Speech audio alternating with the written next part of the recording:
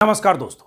Allahabad high court के जिस नफरती जज के खिलाफ पूरे देश में गुस्सा है, जिस जज के आपत्तिजनक भाषण या बयान के बाद दर्जनों सांसदों ने दस्तखत अभियान शुरू किया है और महाभियोग लाने की तैयारी कर रहे हैं, जिस जज के बयान के बाद सुप्रीम कोर्ट के सीजेआई से उस जज के खिलाफ कार्रवाई करने के लिए गुहार लगाई गई है, जिस जज के बयान को सुप्रीम कोर्ट के सीजेआई ने खुद संज्ञान लिया है और इलाहाबाद हाईकोर्ट से पूरी रिपोर्ट मंगवाई है, उस जज के समर्थन में बीजेपी के मंत्री, बीजेपी के नेता आने लगे हैं। और यह होना ही था, क्योंकि उस जज ने वही सब कहा जो वीएचपी के लोग बोलते हैं, जो बजरंग दल के लोग बोलते हैं, जो संघ के लोग बोलते हैं और जो बीजेपी के लोग बोलते हैं। और वही सब बोला है जो बीजेपी और बीजेपी के एजेंडे के लिए बिल्कुल मुफीद है। भले ही वो जज की कुर्सी पर बैठे हैं, इलाहाबाद हाईकोर्ट के सिटिंग जज हैं, लेकिन उन्होंने हिस्सा लिया वीएचपी के कार्यक्रम में और उस कार्यक्रम में वो सब बोला जो बीएचपी के नेता के तौर पर कोई भी हिंदुत्ववादी संगठन से जुड़े लोग या ऐसे लोग बोलते रहते हैं। उस जज के बयान के बाद जो कुछ हुआ या हो रहा है वो मैंने बताया, लेकिन मैंने देखा ट्विटर पर, सोशल मीडिया पर, गिरिराज सिंह जो केंद्रीय मंत्री हैं और उसी तरह से कुख्यात हैं अपने बयानों की वजह से, बीते 10 साल में गिरिराज सिंह ने सैकड़ों बार ऐसे बयान दिए हैं जो बयान हेट स्पीच की कैटेगरी में आता है, जिस बयान को हिंदू मुसलमान को लड़ाने के लिए दिया गया बयान माना जा सकता है, जिस बयान से नफरत झलकती है, जिनके बयानों से, जिनकी जुबान से निकली बातें एक धर्म विशेष को टारगेट करने के लिए होती है, उसी गिरिराज सिंह ने इलाहाबाद हाईकोर्ट के उस जज का समर्थन किया है। क्या कहा है समर्थन में, जरा सुनिए। और अगर यह समर्थन किया, इसका मतलब क्या है समझिए कि अगर हाईकोर्ट के सिटिंग जज वीएचपी के कार्यक्रम में जाते हैं, उस तरह की बात करते हैं कि बहुसंख्यकों की इच्छा से चलेगा देश, सीधे सीधे संविधान की आत्मा के खिलाफ। मैंने परसों वीडियो में बोला था कि यह संविधान से बगावत है, यह संविधान की मुखालफत है। सुप्रीम कोर्ट या हाईकोर्ट का कोई सिटिंग जज जो संविधान का कस्टोडियन होता है, जिसकी जिम्मेदारी है कि वो फैसले भी करे और संविधान और कानून के हिसाब से सब कुछ मुकम्मल चल रहा हो, इसके लिए उनके अदालत में कोई मामला आए, उसके हिसाब से निर्देश भी दे। लेकिन वो जज अगर वीएचपी के कार्यक्रम में जाकर कहता हो बहुसंख्यकों की इच्छा से चलेगा देश, कठमुल्ले देश के लिए घातक है, और भी बहुत कुछ कहा 34 मिनट के भाषण में। जज का नाम है जस्टिस शेखर कुमार यादव, सिटिंग जज है। और इस जज के खिलाफ ऐसे माहौल में मोर्चा किन्होंने थामा है समर्थन का? गिरिराज सिंह। जरा सुनिए पहले कि गिरिराज सिंह ने क्या कुछ कहा है, और उसके बाद गिरिराज सिंह के इस बयान का भी पोस्टमार्टम करते हैं, और यह भी कि क्यों ऐसा हुआ कि 38 सांसदों ने दस्तखत किए हैं। बहुत सारे सांसदों का समर्थन जुटाया जा रहा है, विपक्ष के सांसदों का, कि संसद में महाभियोग का नोटिस दिया जाए। हालांकि संसद में, दोनों सदनों में, उसके लिए 2/3 बहुमत चाहिए। यह भी पता है कि महाभियोग की कार्रवाई के तहत इन पर कोई ऐसा मामला नहीं चल पाएगा क्योंकि 2/3 बहुमत नहीं है, लेकिन फिर भी विरोध है, उसका भी एक मतलब होता है। लेकिन पहले गिरिराज सिंह को सुनिए और उसके बाद कि इन्होंने क्या कहा। आप सुनिए गिरिराज सिंह को, एक लाइन। माननीय न्यायाधीश शेखर यादव ने कौन सा गलत कहा, और जिस प्लेटफार्म पर से बोल रहे थे उस प्लेटफार्म से वो नहीं बोलेंगे तो कहां बोलेंगे? क्या कहा? शेखर यादव ने कौन सा गलत कहा, और जिस प्लेटफॉर्म से वो नहीं बोलेंगे तो कहां बोलेंगे? अरे भाई, हाईकोर्ट का सिटिंग जज वीएचपी के लीगल सेल के कार्यक्रम में हिस्सा ले रहा है। वीएचपी और आरएसएस या बजरंग दल किस तरह का संगठन है और क्या उनका एजेंडा है, और किस तरह से वो देश में हिंदू मुसलमान की लड़ाई को धार देने की कोशिशें करते हैं, किसी को बात पता नहीं है क्या? तो अगर क्या, पहले तो ऐतराज इसी पर बहुत सारे लोगों को है कि क्या सिटिंग जज को वीएचपी के किसी कार्यक्रम में जाना चाहिए? मंत्री जी कहते हैं वहां नहीं बोलेंगे तो कहां बोलेंगे? आगे सुनिए। क्या भारत पाकिस्तान की स्थिति में आ जाएगा तब क्या बोल पाएंगे उस प्लेटफॉर्म पर से भी? और वो क्या अपने वो पैदा हिंदू में नहीं लिए क्या? उनके अंदर हिंदुत्व नहीं है क्या? जब वो कोर्ट में इजलास में बैठते हैं तब वो जज होते हैं। जैसे मैं मंत्री हूं तो क्या मैं पहली बात कि वो पैदा हिंदू में नहीं लिए क्या? पैदा हिंदू में लेने का मतलब ये नहीं है कि जब आप मंत्री बने, मुख्यमंत्री बने, प्रधानमंत्री बने, संविधान की शपथ लेकर बने या हाईकोर्ट और सुप्रीम कोर्ट में जज हों, तब जाकर आप किसी सभा सम्मेलन और किसी वीएचपी टाइप के किसी संगठन के समारोह में जाकर कहें कठमुल्ले देश के लिए घातक हैं और बहुसंख्यकों की इच्छा के हिसाब से चलेगा देश। दरअसल देश संविधान से चलेगा और संविधान के लिए बहुसंख्यक, अल्पसंख्यक, हिंदू, मुस्लिम, सिख, ईसाई सबको समान अधिकार हैं। यही संविधान बाबा साहब अंबेडकर बनाकर गए। ये साहब कह रहे हैं कि वहां नहीं बोलेंगे तो कहां बोलेंगे? हिंदू में पैदा हुए, हिंदू में पैदा हुए, लेकिन वो जज हैं। उनके बोलने का मतलब है वो कोई फ्रिंज एलिमेंट नहीं है, सड़क पर घूमने वाले, भगवा झंडा लेकर मस्जिद की मीनार पर चढ़कर भगवा झंडा फहराने वाले, जय श्री राम बोलकर किसी को पीटने वाले, या रैली, मोटरसाइकिल रैली निकालकर किसी मुस्लिम मोहल्ले में जाकर वहां हंगामा करने वाले, उत्पात मचाने वाले उस समूह का हिस्सा नहीं है भाई। वो जज हैं, सिटिंग जज।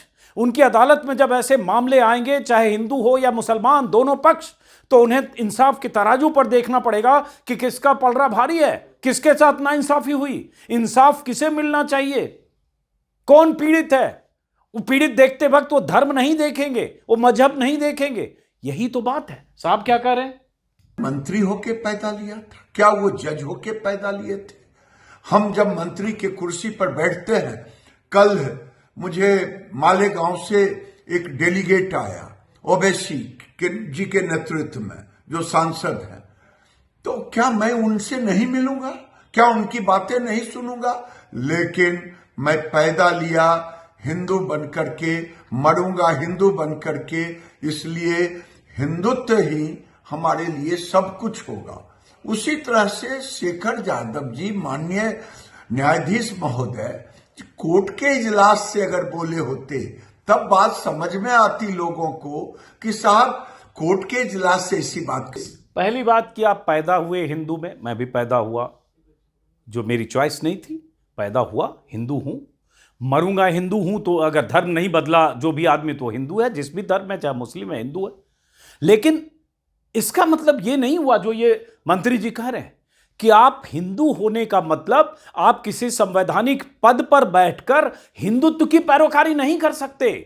अगर वो कर रहे हैं जो देश में हो रहा है, क्योंकि देश के सर्वोच्च शिखर पर, सत्ता के शिखर पर बैठे महापुरुष वही हिंदू मुसलमान कर रहे हैं, वही घुसपैठिया मुसलमान, रोटी बेटी माटी वही कर रहे हैं। तो इसलिए ऊपर में जो लोग कर रहे हैं वही गिरिराज सिंह कर रहे हैं। तो आप तो करिए, आप पॉलिटिशियन हैं, आपको चुनाव में वोट चाहिए, यही सब करके, हिंदू मुसलमान करके। लेकिन जो जज होता है उसकी अदालत में आपके खिलाफ भी मुकदमे आते हैं, हिंदुत्ववादी संगठनों के खिलाफ भी मुकदमे आते हैं, ऐसे संगठनों के खिलाफ भी मुकदमे आते हैं जिस पर आरोप लगता है कि उसने हेट स्पीच दिया, किसी नेता की हेट स्पीच के खिलाफ भी मुकदमे आते हैं। लेकिन अगर उस जज की सोच ऐसी हो जाए कि देश बहुसंख्यकवाद से चलेगा या बहुसंख्यक की इच्छा से चलेगा या कठमुल्ले घातक होते हैं, तो बहुत सारे लोगों को अंदेशा है कि फिर उनकी सोच कहीं अगर उनके जजमेंट में परिलक्षित हुई तो। ये कह रहे हैं गिरिराज सिंह कि उन्होंने ये बात इजलास से तो नहीं कही, उन्होंने जहां कही उससे जज की मानसिकता दिखती है। वैसे ही जैसे गिरिराज सिंह कहीं भी बोलते हैं, मैं बेगूसराय का रहने वाला हूं, गिरिराज सिंह भी बेगूसराय के सांसद, मैं जानता भी हूं बहुत अच्छी तरह से, वो भी मुझे बहुत अच्छी तरह से जानते हैं। लेकिन मैं भी ये भी जानता हूं कि चुनाव में जीतने के लिए या रेलिवेंट बने रहने के लिए हिंदुत्ववादी राजनीति में गिरिराज सिंह किस हद तक बयान देते हैं बिना पाकिस्तान का जिक्र किए, बिना मुसलमान का जिक्र किए। उनका कोई स्पीच, उनकी कोई स्पीच पूरी नहीं होती। उनकी पूरी राजनीति हिंदू, मुसलमान, पाकिस्तान, इसी के इर्द गिर्द है। भाई कहां यह देश पाकिस्तान बन रहा है? और उसके बाद आप, मैं फिर कहूंगा, आप पॉलिटिशियन, आप करते रहिए, लेकिन जिस जज को फैसला देना है, जिस जज को तय करना है कि गिरिराज सिंह ने हेट स्पीच दी या नहीं, उस जज की जुबान से ये हेट स्पीच तो हम नहीं सुन सकते।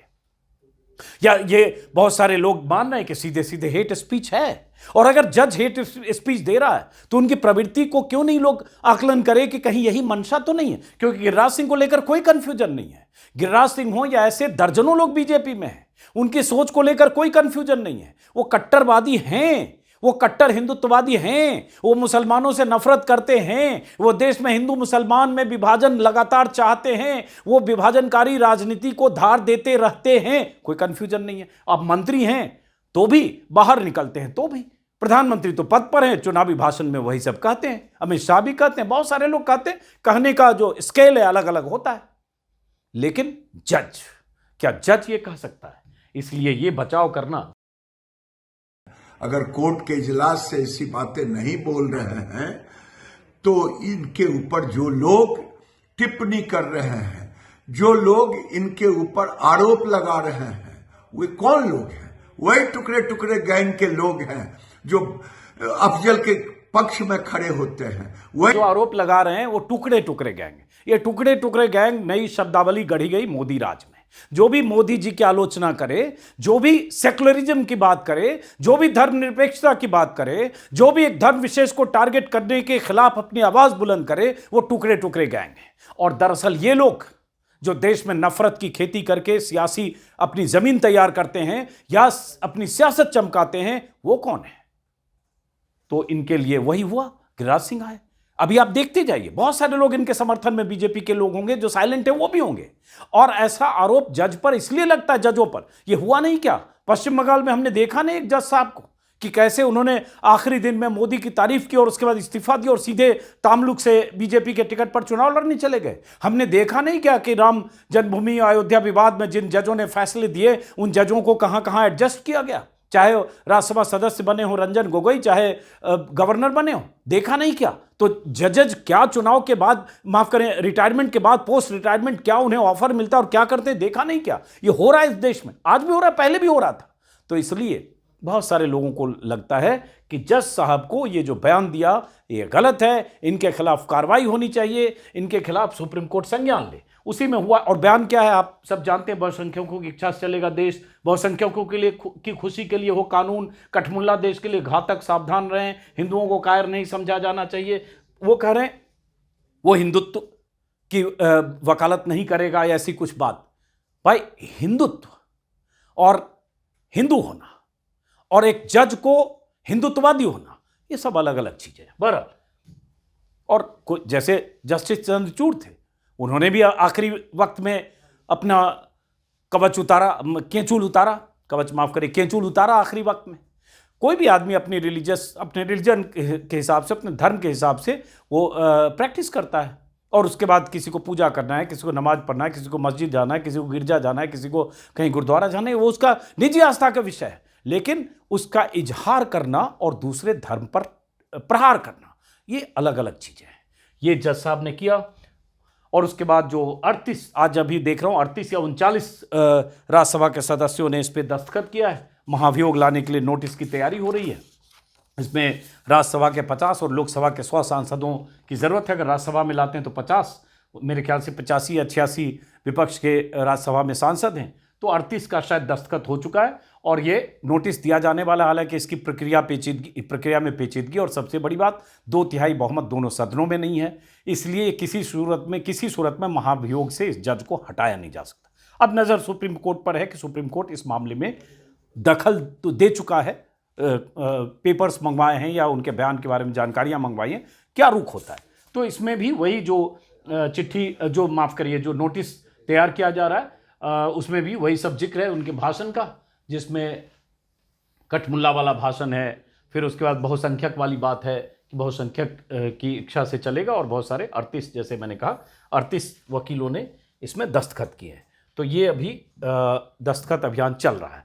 अब उसके बाद क्या इस नोटिस देने के बाद प्रक्रिया जो होती है, उस प्रक्रिया को मैं एक सिर्फ औपचारिकता मानता हूं, क्योंकि 2/3 बहुमत नहीं है। लेकिन फिलहाल एक विरोध है, और कोई भी संजीदा आदमी, संजीदा नागरिक यही मानेगा कि एक जज को इस तरह का बयान कहीं भी नहीं देना चाहिए, क्योंकि उससे आपकी मंशा जाहिर होती है, फिर आपके फैसले को भी उसी ढंग से लोग जज करेंगे। और दूसरी बात, इनका पहले भी एक फैसला बहुत विवादों में था, गाय को लेकर, जो एक गौहत्या के मामले में किसी को जमानत की सुनवाई के वक्त इन्होंने कह दिया कि गाय एकमात्र ऐसा पशु है जो ऑक्सीजन छोड़ती है, या गाय को महिमा मंडन करते हुए गाय को राष्ट्रीय पशु घोषित कर देना चाहिए, या बहुत तरह से उन्होंने गाय का रिश्ता और एक हिंदुत्व की बात करते हुए बहुत सारी ऐसी बातें की। तब भी लगा कि वो वैज्ञानिक बातें नहीं हैं जो जज साहब अपने फैसले में कह रहे हैं।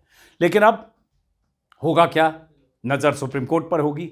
प्रशांत भूषण जो सीनियर एडवोकेट हैं, जिनकी संस्था की तरफ से campaign for judicial accountability and reforms की तरफ से एक चिट्ठी लिखी गई थी परसों सुप्रीम कोर्ट के चीफ जस्टिस को, जिसमें इस जज साहब के खिलाफ कार्रवाई की मांग की गई। कहा गया कि इन्हें सस्पेंड किया जाए, violation of code of conduct for जजेज है, और उसके बाद कहा गया कि इनके खिलाफ इन हाउस इंक्वायरी बिठाई जाए, क्योंकि सुप्रीम कोर्ट के चीफ जस्टिस भी इन्हें हटा नहीं सकते। हटाने की प्रक्रिया फिर महाभियोग है, लेकिन इन्हें सस्पेंड किया जा सकता है, इनके खिलाफ कार्रवाई की जा सकती है। और क्या कैसे कार्रवाई की जा सकती है, इसके बारे में मैंने प्रशांत भूषण से विस्तार से बात की थी। मैं चाहता हूं वो हिस्सा भी आप सुने, और फिलहाल इस वीडियो को मैं यहीं ख़त्म करता हूं। ये होना है, और ये अगर बोल रहे हैं गिरिराज सिंह, तो गिरिराज सिंह की अकेली भाषा नहीं है, समझ लीजिए पूरी सत्ता, पूरे सत्ता प्रतिष्ठान की भाषा है। इसलिए महाभियोग अगर पेश भी हुआ तो भी जब सत्ता प्रतिष्ठान और बीजेपी की पूरी मशीनरी को जज साहब का बयान मुफीद लगता है, तो समझिए उस महाभियोग का कुछ होना नहीं है। फिलहाल सुनिए प्रशांत भूषण को। प्रशांत जी, ये बताएं, चूंकि आप लीगल सारी चीज आप समझते हैं, जो चिट्ठी है उसके हिस्से मैंने अभी पढ़े हैं, जो आपने ये 4 पन्ने की चिट्ठी चीफ जस्टिस को लिखी है, कुछ बातें आपने बताई भी, और स्क्रीन पर हम लगातार आपकी चिट्ठी के हिस्से पॉइंटर्स दिखा रहे हैं। लेकिन जैसे आपने 2 बातें कही लास्ट पैराग्राफ में, सस्पेंशन ऑफ जुडिशियल वर्क जो आपने अभी समझाया, और इन हाउस इंक्वायरी कि इन हाउस प्रोसीजर के तहत इंक्वायरी हो, मैं समझना चाहता हूं कि चीफ जस्टिस के हाथ कहीं बंधे रहते हैं ऐसे मामले में, या चीफ जस्टिस पहले ऐसे मामलों में दखल देते रहे? जरा अगर ट्रैक रिकॉर्ड और आज के संदर्भ में समझें आपसे हम तो। नहीं, कई केसेस में in house inquiry chief justice ने ऑर्डर करी है। ये अख्तियार चीफ जस्टिस को दिया गया है कि अगर इस तरह की कोई कंप्लेंट जज के मिसकॉन्डक्ट की आती है, देखिए एक तो इम्पीचमेंट उनका हो सकता है जो पार्लियामेंट इनिशिएट करती है। दूसरा, जब सारे चीफ जस्टिस की कॉन्फ्रेंस हुई थी, जस्टिस वर्मा जब चीफ जस्टिस थे सुप्रीम कोर्ट के, तो सारे सुप्रीम कोर्ट के जजेस ने और सारे चीफ जस्टिस ने एक कोड ऑफ कॉन्डक्ट बनाया था और अडॉप्ट किया था। और ये भी उसमें था कि अगर कोई कोड ऑफ कॉन्डक्ट का कोई जज उल्लंघन करता है तो उसके खिलाफ चीफ जस्टिस एक इन हाउस इंक्वायरी करके और उसके खिलाफ कोई भी कार्रवाई कर सकते हैं, which include suspension of judicial work, कि उससे जज का काम जो है हटा लिया जाए, उसको ट्रांसफर कर दिया जाए।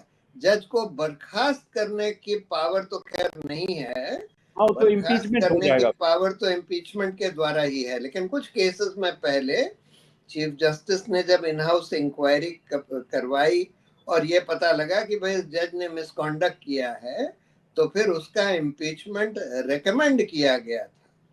और उस रेकमेंडेशन के बाद फिर पार्लियामेंट ने इम्पीचमेंट प्रोसेस शुरू किया।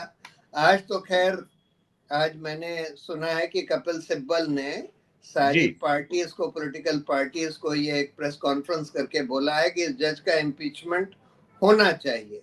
लेकिन वो इम्पीचमेंट बहुत स्ट्रेंथन हो जाएगा अगर chief justice in house inquiry order करते हैं और उस इन हाउस इंक्वायरी की रिपोर्ट ये आती है कि हाँ, इस जज ने क्लियरली कोड ऑफ कॉन्डक्ट का उल्लंघन किया है और इसलिए इसके खिलाफ इम्पीचमेंट होना चाहिए और इससे जुडिशियल वर्क विड्रॉ कर लेना चाहिए। वो इसको बहुत स्ट्रेंथन करेगा। सर, एक चीज सिर्फ इम्पीचमेंट के लिए तो आज की जो सरकार है उसमें तो जो आज की मौजूदा सरकार है उस रिजीम के लिए तो सुटेबल जज हैं। गाय को राष्ट्रीय पशु घोषित करने की मांग कर रहे हैं, बीएचपी के मंच पर जा रहे हैं, वो आरएसएस के लोग हैं, तो उसी तरह की भाषा बोल रहे हैं जो बीएचपी बजरंग दल आरएसएस के लोग बोलते हैं, या गिरिराज सिंह से लेकर बीजेपी के बहुत सारे सांसद मंत्री बोलते हैं। तो इम्पीचमेंट तो चाह के भी सरकार ही नहीं चाहेगी, बीजेपी नहीं चाहेगी, जिसके बिना नहीं हो सकता है। जी हाँ, ये बात बिल्कुल सही है आपकी कि इम्पीचमेंट का पहला प्रोसेस ये होता है कि इम्पीचमेंट मोशन 50 राज्यसभा के एमपीज या 100 लोकसभा के एमपीज दस्तखत करके दें चेयरमैन को या स्पीकर को। अगर राज्यसभा में होता है तो चेयरमैन यानी वाइस प्रेसिडेंट, और लोकसभा में होता है तो स्पीकर को। अब पहली बात तो ये है कि हो सकता है, ऑल्दो मेरी राय में स्पीकर को या चेयरमैन को ये अख्तियार नहीं है कि वो उसको रिजेक्ट कर दें, लेकिन हो सकता है कि वो रिजेक्ट कर दें। जैसे पहले दीपक मिश्रा के केस में उस समय के जो वाइस प्रेसिडेंट थे वेंकैया नायडू, उन्होंने रिजेक्ट कर दिया था वो इम्पीचमेंट मोशन। लेकिन अगर इन हाउस इंक्वायरी करके और सुप्रीम कोर्ट की इंक्वायरी कमेटी ये कहती है कि इस जज ने सचमुच कोड ऑफ कॉन्डक्ट का उल्लंघन किया और ये तो इसकी सोच संविधान के खिलाफ है और इसका इम्पीचमेंट होना चाहिए, रिमूवल होना चाहिए, तो उसके बाद इन लोगों के लिए उसको रिजेक्ट करना बड़ा मुश्किल होगा। उसके बाद फिर इंक्वायरी कमेटी बनती है 3 जजों की, जिसमें एक सिटिंग जज होते हैं सुप्रीम कोर्ट के, एक सिटिंग चीफ जस्टिस होते हैं हाई कोर्ट के, और एक जूरिस्ट होते हैं। वो लोग इंक्वायरी करके फिर रिपोर्ट देते हैं, फिर मामला पार्लियामेंट में जाता है वोटिंग के लिए। वहां 2/3 बहुमत से बहुमत चाहिए, 2/3 बहुमत चाहिए, जो कि आप ठीक कह रहे हैं कि इस भाजपा की मेजॉरिटी होने की वजह से, मेजॉरिटी नहीं भी है तो कम से कम 1/3 से ज्यादा है, उसमें मुश्किल होगा, क्योंकि भाजपा के लोग तो चाहते ही हैं कि इसी तरह के जज, ये इस तरह के जज भाजपा के ही कहने से आए। अगर आप वो सौरभ दास का आर्टिकल पढ़ें कैरावान मैगजीन में, तो उन्होंने बोला है कि कई जजों का अपॉइंटमेंट सरकार के कहने पर किया गया, जबकि कायदे से रूल ये है कि सुप्रीम कोर्ट के 5 जजों का कोलिजियम रेकमेंड करता है, सीनियर जजेस का कोलिजियम। लेकिन ये देखा जा रहा है कि पिछले 7-8 सालों में कई हाई कोर्ट जजेस और सुप्रीम कोर्ट जजेस का भी अपॉइंटमेंट सरकार के कहने पर किया गया है। सक्सेसिव चीफ जस्टिस और कोलिजियम ने अनफॉर्चुनेटली इस तरह के जजों का अपॉइंटमेंट होने दिया है जो सांप्रदायिक सोच रखते हैं, संविधान के खिलाफ सोच रखते हैं, वगैरह वगैरह।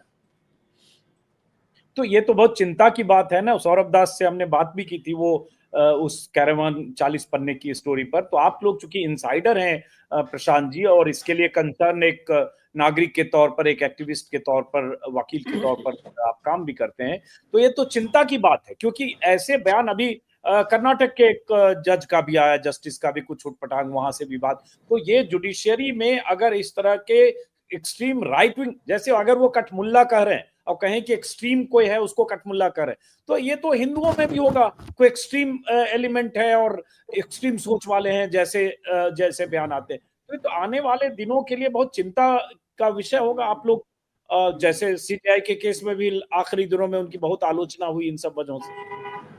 नहीं, ये बहुत बड़ा चिंता का विषय है कि न्यायपालिका में ऐसे जजों का काफी प्रवेश हो गया है जो कि सांप्रदायिक सोच, संविधान के खिलाफ सोच रखने वाले बहुत सारे जजों का प्रवेश हो गया है। और यही वजह है कि आज हम देख रहे हैं कि कई जगहों से, हाई कोर्ट से और कभी कभी सुप्रीम कोर्ट से भी ऐसे फैसले आ रहे हैं जिनको हम ये मान सकते हैं कि भाई ये तो उन्हीं वही जज इस तरह के फैसले दे सकते थे जो कि बिल्कुल सरकार की हाँ में हाँ मिलाकर चलते हों और संविधान या मौलिक अधिकार के बारे में इतना परवाह ना करते हैं। एक सवाल, मैं आपके पास 5 मिनट और टाइम लूंगा बस, चूंकि कोर्ट का टाइम है। एक सवाल की, जैसे आपने चिट्ठी लिख दी चीफ जस्टिस को, संजीव खन्ना को, क्या आपको लगता है कि इस पर सीजेआई, जो आपने कहा है इन हाउस इंक्वायरी कमेटी बनाने, इस पर कार्रवाई होगी?